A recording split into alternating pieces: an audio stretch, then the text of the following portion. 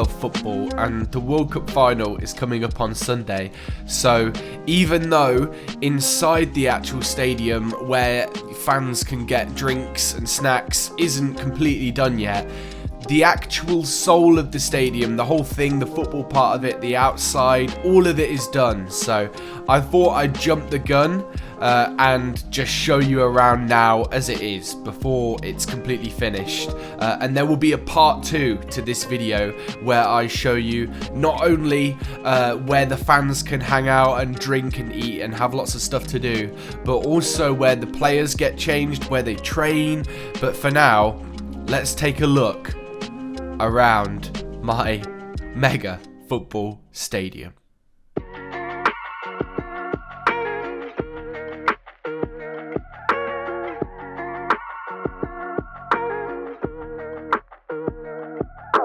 I think it's fair to start off the tour of the outside here, as this is what I showed you before getting in here. I have made some murals of what I would consider to be famous players of my football club. My football club is called Mango City FC because of course we are in the Isle of Mango, and this one's my personal favourite because he's got the wide shoulders, he's got the hands on the trophy, he's got the hair that clearly goes down behind the trophy. I don't know why, but this one makes me really happy, whereas this one I don't think is good because he's all squashed in, and I'm trying to get him to hold his medal, but I didn't have the space to work with there. I think in total there is over 100 gates. I can't actually remember, but I will definitely tell you towards the end. Now the away fans have a bar over here.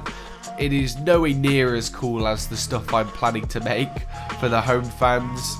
I even have my Mango City crest here. This is all stuff I really want to cover in part 2. I was just going to make a flat wall that goes down from here to the floor to begin with, just like the other sides. And then I thought as it overhangs onto the beach, I could make some like giant stands that are clearly lifting the thing up, and then have room for a road underneath. And I think that this has just made such a little cool area that I can, you know, I could walk under here, and I just think this looks a bit messy, but I just think it looks crazy cool. It looks real, and way better than just having a flat wall all the way around. So I don't know what advice I'm trying to give here. I wouldn't recommend putting a road under all your buildings, but it is pretty cool. Having an overhang like that has made a really cool experience. We make our way around the corner and you can see my balloons over there, which I think I was planning on showing off in another video, but I mean, you've seen them now. These are my big balloons. Okay, I guess that's one video idea I can't do now. That's great. check out the balloons. They look cool. It's one of every kind of wool, and they're just here to spice up this area because I haven't built much here apart from the stadium, of course.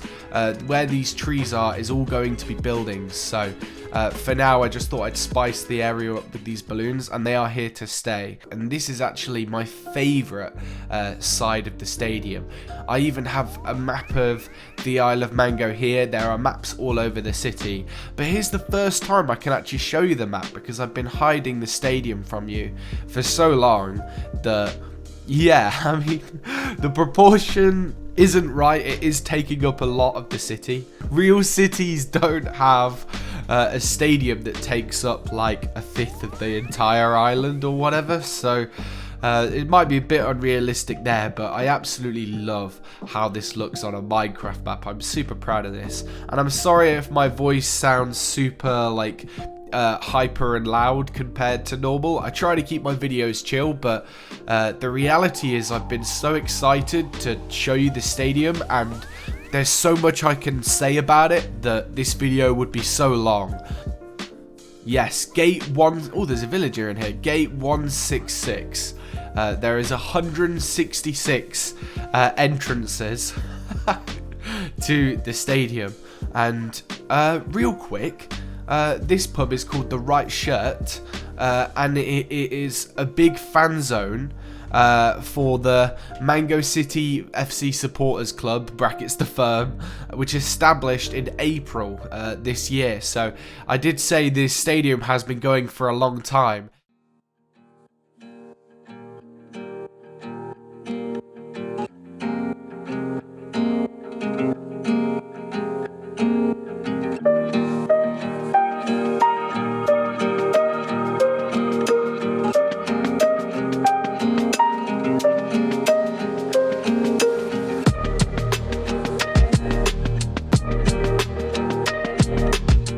Even though I'm not amazing at redstone, there is one little thing around the edge which you may have seen in that little montage earlier in the video that I never mentioned, and that is what is coming out of these dispensers. Now, I have fireworks that go round the entire stadium with the press of one button in here. I actually have a button and a lever because the lever keeps the lights turned on permanently afterwards. So if I flick this, all the lights around the stadium will turn off and it'll be doing the same on that side. I'm gonna set the time to midnight just so we can kind of see everything a bit better. So now all the lights are turning off. And if I hit this button, it is going... Also, look at this big ceremony here where you like announce that the games are going to begin. I press this button and fireworks are going off all the way around my Minecraft stadium. The redstone for this is actually quite simple. It's just, you know, redstone going around with repeaters to carry on making it work, and it all ends in the middle there. The redstone is really simple. Let me show you it real quick. In here, this is all it is. On top of the actual lamps, I've got redstone and a repeater every now and then to make it keep going. But the one thing is, make sure to have all your repeaters identical on each side, because I wanted my fireworks to go out of each side and go end up in the middle at the exact same time. And to do that, my repeaters all had to be the same. So that's the only thing that kind of makes it less easy to do. It's still easy. It's a bit tedious, but the cool thing about having the button and the lever option is that with the button, I can go like this. I'm going to leave a bit of gap. I'm going to press it again. And now look. Oh, I absolutely love it. There's loads of fireworks and the lights are like on and off. There's like little pulses of the lights. There's loads of fireworks. I absolutely love it. But I am going to flick the lever. So that what the lever will do is the lever will go through one cycle of it, but because the lever is powering it all, it is leaving all the lights on afterwards. So I have no choice but for the fireworks to go off every time. Now, I watch a lot of football, so there's no like real maths involved with how I made this pitch, but I just kind of guessed it, and I spend a lot of my free time watching football, so I'm pretty certain it looks realistic.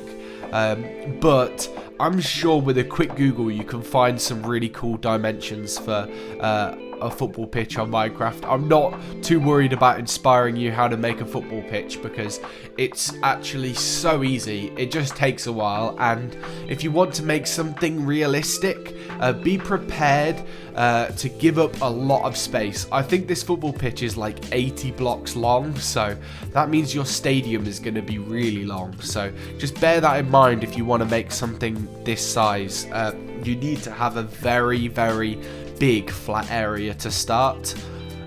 This is just a quick message to Mojang to please put nets in the game, some sort of net, whether it's for fishing or anything, I don't care. Please just put nets in the game.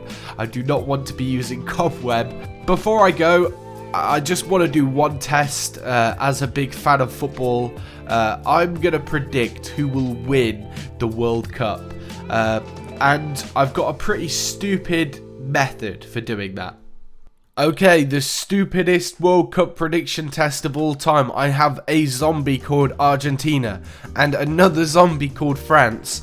and I'm about to make this iron golem and hit this switch. I think I'm leaving this all up to chance, and we're just going to go predict who wins the World Cup fight. Is that not how you make an iron golem? I've played this game for like over 10 years. I'm so sorry. What? That's not how you do it either. How do you make an iron golem? How do you do it? What? I thought I knew how to do this.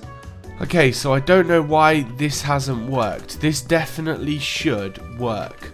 I don't know why it hasn't, and it should.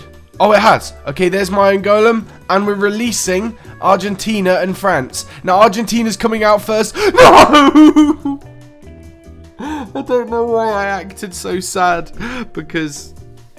I'll tell you why I acted sad. It's because I want Argentina to win the World Cup. I really want Argentina to win, because France won it last time. And they knocked England out. A crazy moment in history if Messi won the World Cup. So obviously I want Argentina to win, because France won it last time. But, but from the test, I mean, that's how you could tell that it wasn't bias. I mean, that Iron Golem went straight for Argentina. Argentina walked into the Iron Golem. I hope I am wrong. This Iron Golem's got to stick around now, because he is either going to be held as an absolute genius for predicting the winner of the World Cup, or as an Iron Golem. I really hope you enjoyed this video. It's taken a long time to make. It's definitely been the build I've been most looking forward to show you ever.